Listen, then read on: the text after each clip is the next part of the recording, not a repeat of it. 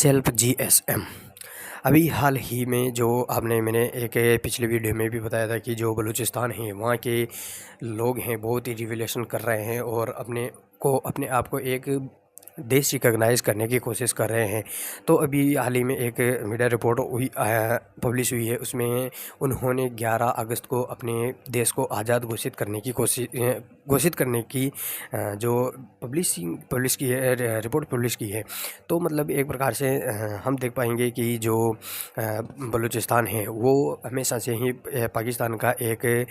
Part नहीं रहा है। वो हमेशा से ही अपने वजूद की लड़ाई लड़ता रहा है और पिछले समय भी मतलब इस एरिया में मतलब बहुत बार इंटरनेट जैम किया गया है और बहुत बार बलूचिस्तान के जहाँ भी पर भी अगर कुछ प्रोटेस्ट होने की आशंका पाकिस्तानी आर्मी को लगती है तो वह पूरे ज़ोर से मतलब पूरी ताकत से उस प्रोटेस्ट को दबाने की कोशिश करती हैं। लगभग से अगर देखे जाए तो हमेशा वहाँ पर शूट एंड साइड का ऑर्डर हमेशा परमानेंटली बॉर्डर पाकिस्तानी आर्मी को मिला होता है। अभी हाल ही में भी आप देखोगे तो जो पाकिस्तान है वो बहुत सारे अपने ही गृह के अंदर बहुत सारे प्रोटेस्टों को झेल रहा है। जैसे कि आप देखोगे तो जो पीओके हैं उसमें भी वहाँ पर भी बहुत भारी मात्रा में प्रोटेस्ट हो रहा है और बलूचिस्तान है वो बिल्कुल ही अपने एक सेपरेट देश की मांग कर रहा है। और जो क्योंकि अगर आप देखोगे तो जो बलूचिस्तान है वो खनिज संपदा से भरपूर है और उसका जो लैंड लोकेशन है वो भी बहुत ही एक अमेजिंग है, क्योंकि उसके पास में जो है अच्छा खासा पोर्ट की सुविधा है, क्योंकि इन अरब सागर से मिलती हैं तो अच्छा खासा वो जो सी रूट है उसको लेस करके मतलब अपना व्यापार कर सकता है। और उधर से ऊपर से जो भी उसका जो एक मिडिल एरिया है वो ऐसा एरिया है कि ईरान और जो ईरान से होते हुए वो यूरोपीय कंट्री में प्रवेश कर सकता है और इधर से जो सी रूट के माध्यम से आकर के भारत देश में और भारत से जो भी पूर्वोत्तर देश हैं पूर्वी एशियन कंट्रीज़ हैं उनमें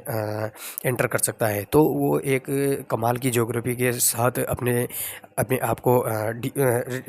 प्रिवेट करता है। तो इसी प्रकार जो मतलब ये बलूचिस्तान है वो अपने वजूद की लड़ाई को मतलब आज से नहीं लड़ रहा है, ना ही कुछ सालों से लड़ रहा है। वो 1947 में जब ये भारत का बंटवारा हुआ था तब भी वो एक अलग ही अपने सेपरेट देश की मांग कर रहा था, लेकिन पाकिस्तान ने अपनी ज़ोर शोर से आर्मी को भेज करके उसको ज़बरदस्ती अपने इसमें पाकिस्तान में मिलाने की कोशिश की है और उसने मिला लिया है। तो जो वहाँ पर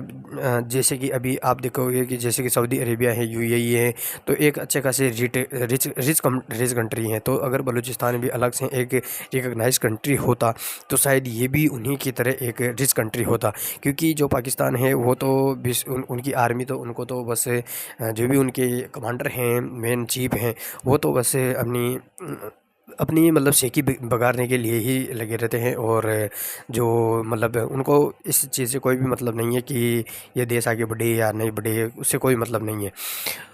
तो बलूचिस्तान इस चीज़ की लड़ने के लिए बहुत सारे लोगों का वहाँ पर मतलब जो भी मतलब एक लीडर बन कर के प्रोटेस्ट में आगे आता है, तो जो पाकिस्तानी आर्मी है वो उनको एलिमिनेट कर देती हैं और जो भी राष्ट्रीय मानवाधिकार वगैरह जो भी हैं वो उनकी आवाज़ उठाते हैं। लेकिन जो पाकिस्तान का जो मतलब पाकिस्तान एक प्रकार से जो यूएसए का वो भी एक मुंडा है, मतलब एक तरह से देखा जाए तो वो उसको जो ज़्यादा किरकिरी होने लगती हैं तो उसको होने नहीं देते हैं। और चाइना तो उसका पूरी तरह से एक फादर ऑफ टेरिटरी निभाता है, तो वो भी किसी भी प्रकार की अगर कोई भी प्रकार की अगर जैसे कि मानवाधिकार का हनन होता है या किसी भी प्रकार का कोई लार्ज स्केल पर अगर प्रोटेस्ट होता है तो चाइना उसको पूरा तरह से बैकफुट में डाल करके उसकी मतलब इमेज को गंदली नहीं होने देने की कोशिश करता है। लेकिन अगर यही स्थिति भारत में हो जाती है, जैसे कि आपने देखा होगा जंतर मंतर पर, तो जो भी अल जजीरा, टर्की और सारे के सारे पूरे विश्व के जितने भी मीडिया चैनल थे उन्होंने ये न्यूज़ कवर की हैं कि भारत में जो जंतर मंतर पर प्रोटेस्ट हुए हैं उन पर पुलिस ने लाठीचार्ज की हैं। लेकिन ये नहीं दिखाते कि उसके अंदर कितने मतलब व्यक्ति ऐसे भी थे जो मतलब बाहर से बाहर से फंड किए गए थे और उनको मतलब इस प्रोटेस्ट को नहीं, मतलब एक आतंकी घटना करने की कोशिश की थी। वहाँ पर आप देख पाओगे कि भी पंजाब सरकार ने भी वहाँ पर पंजाब सरकार ने 2 ऐसे गुर्खे पकड़े हैं जो मतलब ये पेट्रोल बम का मतलब तैयारी कर रहे थे, और वो प्रोटेस्ट के अंदर जा कर के वहाँ पर जो मतलब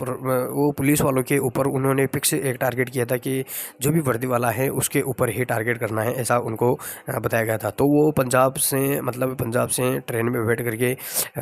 वहाँ दिल्ली गए थे और दिल्ली से वापस आ रहे थे। तो उनका जो प्लान था वो एग्जीक्यूट नहीं होने दिया था दिल्ली पुलिस ने। तो दिल्ली पुलिस ने अगर उनका प्लान एग्जीक्यूट नहीं होने दिया और जैसे ही वो पंजाब वापस आए तो उनको पंजाब की पुलिस ने बीच में ही धर लिया था। तो इसी प्रकार जो इंटरनेशनल मीडिया है वो ऐसी चीज़ों को छुपाती ही है। बलूचिस्तान में भी ऐसी स्थिति है, वहाँ पर जो भी अपने अधिकारों की मांग करता है तो मतलब वहाँ के जो भी विदेशी मीडिया है वो सब इन चीज़ों को कवर नहीं करते हैं, और वे लोग हम अपने हक़ की लड़ाई लड़ते रहते हैं। लेकिन इसका एक काम हो सकता है कि अगर जो भी बलूचिस्तान के सपोर्टिव देश हैं, कंट्री हैं, वो उनको अगर रिकग्नाइज़ करने लग जाए, उनकी कोई एक जैसे कि बीसीसीआई की एक क्रिकेट टीम होती है, उनको उनकी एक क्रिकेट टीम बना करके उसको अपने देशों में शामिल करने लग जाए तो शायद उसको एक रिकग्नाइज कंट्री मिल सकती है, और उसको बहुत ही बेनिफिट हो सकता है कि जैसे कि मतलब जो भी देश हैं उससे ट्रेड करने लग जाए तो शायद वो एक देश के रूप में बन सकता है। तो देखते हैं आगे क्या होता है। जय।